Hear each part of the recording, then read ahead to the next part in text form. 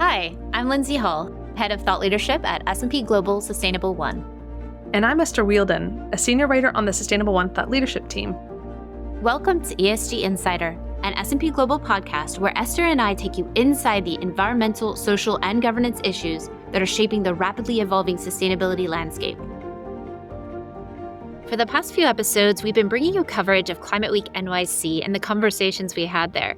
Many of those conversations were looking ahead to another big climate event. That's the UN's annual Climate Change Conference of the Parties, or COP. This year's climate gathering, COP29, will take place in Baku, Azerbaijan, starting November 11th. And one idea I heard repeatedly in New York was that this will be the so-called finance COP.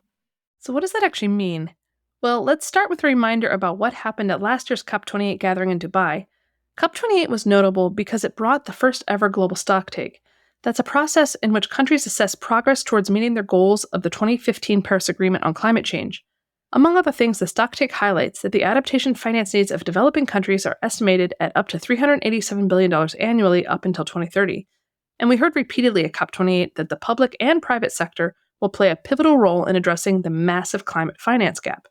And at Climate Week in 2024, many discussions focused on how blended finance could be leveraged to scale up climate investments and help bridge this growing climate finance gap in developing countries. Blended finance pools public sector or philanthropic funds together with private sector capital. Ajay Banga described it another way. Ajay is president of the World Bank, and he was a keynote speaker at an event S&P Global hosted during Climate Week NYC. He described blended finance as, quote, basically cheap money.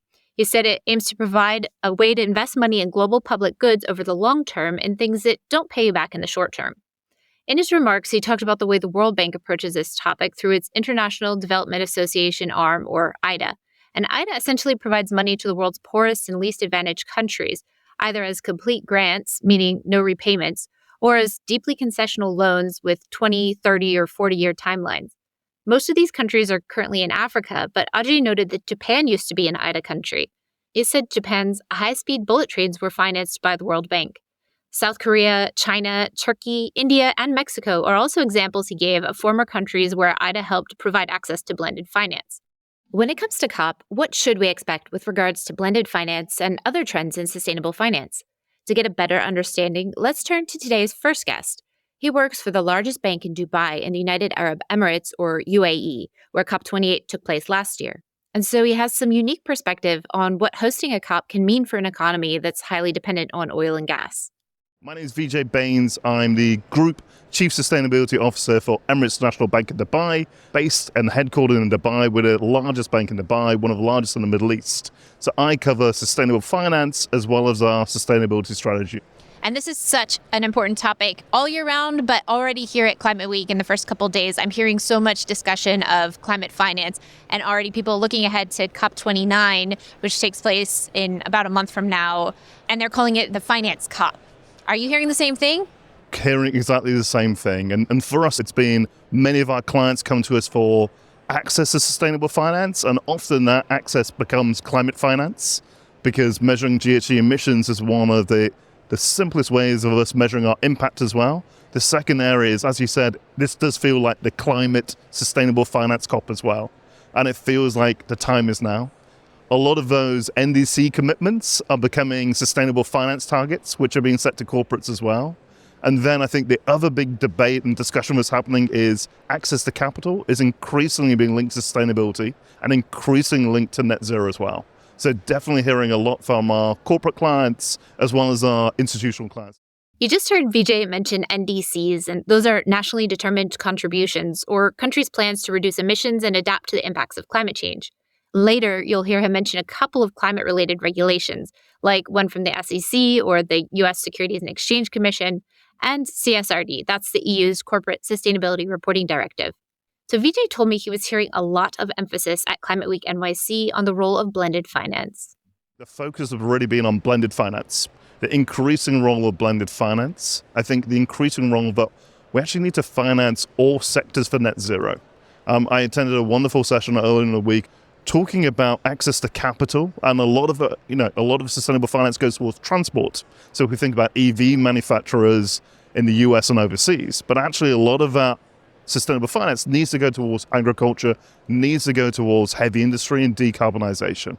Now, the challenge as a financier in the private sector is we need blended finance to de-risk this. We need to have a few support mechanisms to actually allow us to finance at a competitive rate as well. So blended finance has been a big theme. It was a big theme of last COP28, big theme of this COP, and definitely the emerging theme of this New York Climate Week. I think the second theme that's happened is really around sustainable finance becoming mainstream as well. So actually it's not a matter of people needing to be told about green bonds or some of these different instruments, but really having quite a sophisticated knowledge as well. But so actually setting their own kind of sustainable finance targets. And I think thirdly, the time is now. 2030 targets are only around the corner. So I think this climate week as well, increasing the focus, I've gone to that, the Paris aligned targets, 1.5 degrees. Do we need to recalibrate? How can we kind of re-engineer our economy, and our triggers to meet those net zero targets? A lot of our clients are UEE and GCC clients, and you don't traditionally think of a UEE as a center for sustainability. I mean, in the UEE, we have the highest GHG emissions per capita. So actually, we've got a big drive towards net zero.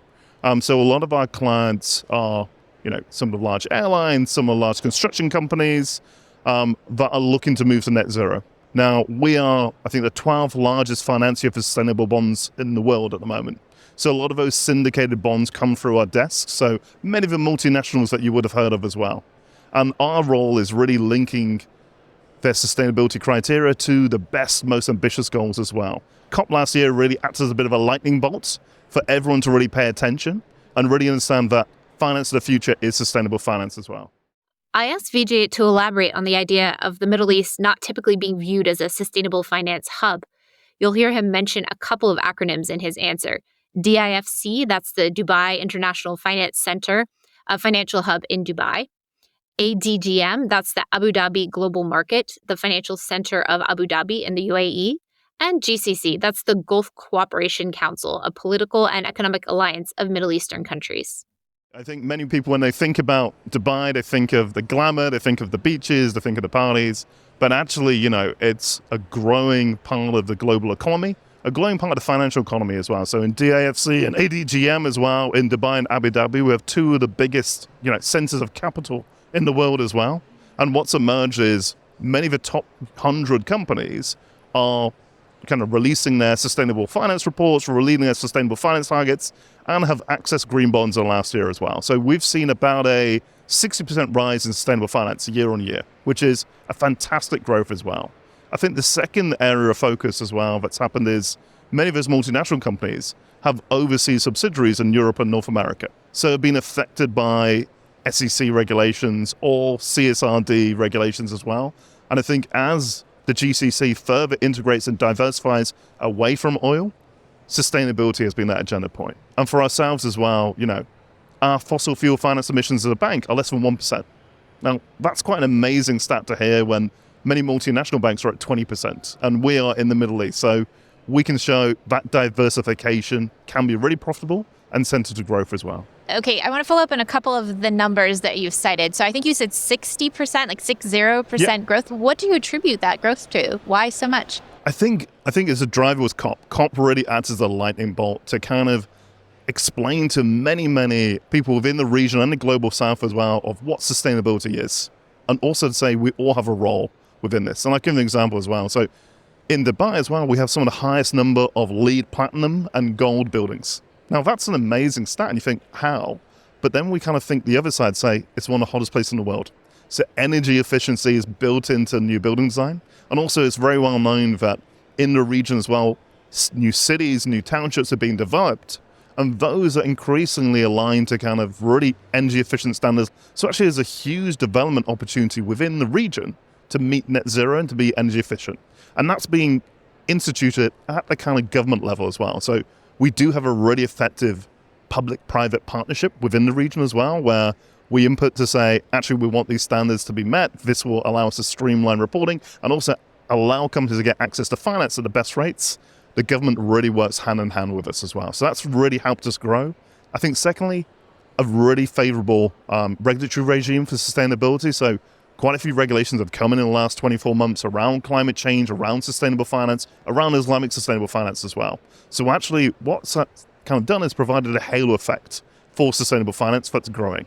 And I think the third element is the kind of 2030 vision in the UAE, which is talking about diversification. It's talking about sustainability. And this year, 2024, is now the year of sustainability. It's the second year of sustainability in the UAE's history, following the COP year as well. And that has continued on that momentum. And when you say the year of sustainability, is that something the government has declared? Yes, the government declares a year and then asks organizations to meet certain requirements as well, and also to say, what are you delivering for this year of sustainability as well? And many of our companies then, on clients, come to us say, how can you support us on that financing journey? What do we need to do? Okay. And then the other number I wanted to dig into was that 1%. Yeah, sure. So 1% of our financing book is rated to fossil fuel financing. So that's coal, oil, and gas. Now, that's a very deliberate choice where we have restricted certain fossil fuels. We have looked at our decarbonization strategy and made some very deliberate decisions there as well. Now, in Dubai, actually, the economy is less than 5% dependent on fossil fuels. And if we look back in the story of Dubai, it's been one of diversification. And, the economy is dominated by the service sector, aviation, energy distribution as well. So our book reflects that as well. But many of those decisions we've made have been made very deliberately to look at those net zero targets, look at actually where industries are aligning to as well. And also, if we have a look at, many of the manufacturing clients we have in the UAE who export to the EU, a lot of carbon trade barriers are happening as well around the EU and around the world as well. So it's quite prescient in that way as well. Okay, that's a striking number, strikingly low. I think a lot of people, when they think of the UAE, they think of sort of a petro state. Do you think that is changing? So I think there is no doubt fossil fuels plays a huge role in the UAE and other GCC economies as well. But that diversification is on the way. And if I was drinking a glass of water in, say, COP28, it's generally fueled by renewable energy being extracted from the sea, from reverse osmosis, and using solar. 5 years ago, that would have been oil and gas. So that diversification is very much underway. The UAE's deliberately set a path for net zero with the NDC commitments and is continuing to do that year on year for the Ministry of Climate.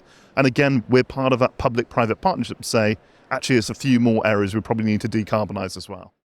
I asked Vijay what big questions he has looking ahead to COP29. I think for me, it's how can we scale finance? I think that's the key for me, and make sure everyone's on the journey as well. We've got to really think that there are going to be winners and losers in this transition for net zero, and we've really got to think about the human factor here as well. I think on the other side as well is to make sure that transition is cost effective. Transition finance is a big theme for this COP29 as well. I think climate finance is the key one for COP29, as you said. So government funding as well for those states most at risk of climate change, because we are in climate adaptation as well this year. We've seen a lot of weather events, meteorological events as well, that are attributed to climate change around the world as well. So in the UAE, we saw the floods a few months ago, some of the largest floods in their country's history as well. In every country in the world, North American wildfires, storms in Northern Europe, we've seen that as well. So I think big focus will be climate adaptation as well, to say that actually, as well as financing that future to net zero, we also need to make ourselves more climate resilient. And what are some of the conversations that you're having around adaptation and resilience? I'm also hearing those terms come up quite a bit. I think it's really around protecting those most vulnerable to climate change. So making sure those most vulnerable from climate change aren't de-insured, aren't debanked, for example, and have the right support mechanisms. I think the second thing is looking at actually how do we build climate resilient infrastructure? And I obviously think of the UAE, but I also think of Europe as well. I think of North America. I think of storm surges, and once in 100-year events are now once in 10 years as well. So how do we finance that becomes absolutely key. And actually, I think those partnerships between the government, the private sector, and the public sector are absolutely key there as well, because if I've bought a home and I've invested in that, actually, it's heartbreaking to see that eroded in time. And we see that again around the world as well. I think this final element is really around, adaptation and support for transition to make sure no one's left behind. I think being in Dubai, we are at a crossroads between the West and the East. But we do look at a global South, and we want to make sure everyone's on that journey and benefits from that transition to net zero. So I've asked you a lot of questions, Vijay. What have I not asked that you think is important for our listeners to understand about the state of sustainable finance as we head into COP29? No, thanks. And thank you for the questions. They've been fantastic. I think one of the key questions is, I think we need to issue more products on the corporate side. I also want to get rid of that term sustainable finance. For me, I'd love sustainable finance. And we don't think about, I'm old enough to remember the terms e-banking and digital banking. We don't talk about that. We just talk about banking. That's a very good point, yeah. So it's the same with sustainable finance transition. I just want us to think about the outcomes of everything needs to be sustainable, because we all need to reach those net zero goals together. And I think on behalf of your listeners as well, myself as well, I want to say thank you. And I think mainstreaming all of our products to be sustainable is absolutely the end goal for us. And when you talk about products, where is that development going to happen? I think transition finance is a big one. I think that transition bonds, transition loans at the corporate entity level, I think that's a big missing market. We see it in Japan. That's been developed really, really well with the transition to net zero. I think the other area is government lending being linked to sustainability. So in the EU and the kind of new Green Deal, the 30% linkage to sustainability is there. If that benchmark was set in each country, that provides a wonderful pool of liquidity and certainty for private and public sector players as well. And I think the final area is thinking about, public access to sustainable finance. So if I make a renewable energy choice, can that be discounted? Because that will support the country's move to net zero. Now that again takes public-private partnership down to the enterprise level. And I think about my own family who talk to me about sustainable finance and say, can this be discounted? Can this be done? I think about some of the rebates that happen as well around the world for EV purchases. If those can be done for renewable energy and other products, that actually brings it really back home for everyone. It touches everyone from charging your phone at home to working on your laptop. It really touches everyone. So we heard from Vijay how one big bank is approaching sustainable finance. He talked about how it's becoming more mainstream and how COP28 in Dubai last year really acted as a lightning bolt for sustainable finance in the Middle East. Vijay also talked about the role of blended finance and how the public and private sector can work together to bridge some of those climate finance gaps. That was a theme in my conversation with our next guest too, Marina Severinovsky, who's head of sustainability North America at asset manager Schroders. In last week's episode, we heard from Marina how there was a lot of discussion at Climate Week around the need for engagement with policymakers as well as action by them. We'll include a link to that episode in our show notes. Marina went on to describe some of the things that financial institutions need from governments to unlock private investments in climate and other sustainability issues. Here she is. On net zero and nature positive transition, we're looking for establishment of policies at an industry and sector level that support transition and unlock private investment, and importantly, the integration of nature into national government targets and sector transition plans. The other piece of it for us is kind of, everyone calls it just transition, but we're just talking about kind of social inequity, and that you have to establish a clear adaptation plan that addresses climate change and nature loss, but you address regional and demographic inequity in those transition policies. And then really importantly, and again, this is a lot of what I've heard here around Climate Week this year, is the regulatory architecture, that we need to establish clear and consistent minimum disclosure requirements. We need some interoperable taxonomies across, different jurisdictions. But another two that we put down that I haven't heard as much on, one is around establishing confidence through robust safeguards and oversight to address greenwashing. But I do want to say that on this, we feel like oversight and enforcement has to be proportionate, and it has to recognize that there's a reality for firms and investors that we're navigating a really complex and rapidly evolving environment. So disproportionate enforcement or really aggressive calling out of greenwashing, of perceived greenwashing, we think can undermine investment in transition, because there's still data gaps, and so it's possible that decisions are made by corporates or investors in good faith based on the available data and analysis that later on turn out to be flawed because you have new data or new insights. And so oversight and enforcement has to reflect this reality. Otherwise, you effectively dampen people's enthusiasm. They get too nervous, right, to move forward. And you hear this a lot on the nature side, where there's a lot of analysis paralysis on, well, we don't have enough data yet, so we don't want to overstep. I think you have to make it a safer space to do that if your intentions are good, and to sort of distinguish between the intent to mislead versus the intent to kind of get information out there, even though it's still imperfect. Another piece has been around emerging markets, right? Making sure that you don't create a sort of dual, two different speeds of pathway, right? On one hand, money is chasing a lot of developed markets companies, exciting new technologies and solutions, and then we leave behind, some of the places where money is needed most.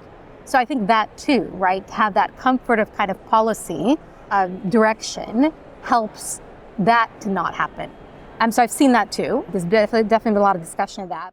Marina and Vijay both talked about the importance of a just transition and the need to get climate finance flowing to the regions that need it most. This was also a key Climate Week takeaway from our last guest today, Marina Severinovsky, head of climate and ESG credit risk solutions at S&P Global Market Intelligence. I sat down with Marina on the sidelines of Climate Week NYC, and as you'll hear, she talks about the keynote remarks I mentioned at the top of the episode from World Bank President Ajay Banga. Well, I think my key takeaway was from the World Bank fireside chat.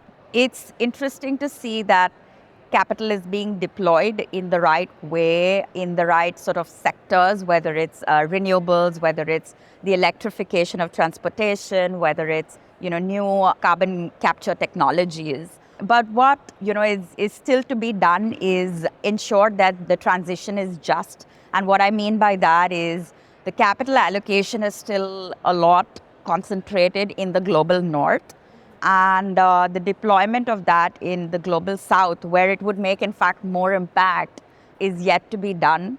And, I think we as a community of service providers that facilitate transition financing, assisting our bankers, investors, can definitely do a lot more in that space. So that really was, moving to here and my key takeaway from the week that was. So we covered a lot today. We heard about the need to scale and accelerate climate and clean energy financing, and to do so rapidly. We also heard about the challenges and opportunities of climate adaptation and resilience. And we heard about the importance of a just transition. These are all themes we'll continue to cover ahead of COP29, the finance COP. So please stay tuned. Thanks so much for listening to this episode of ESG Insider. If you like what you heard today, please subscribe, share, and leave us a review wherever you get your podcasts. And a special thanks to our agency partner, the 199. See you next time.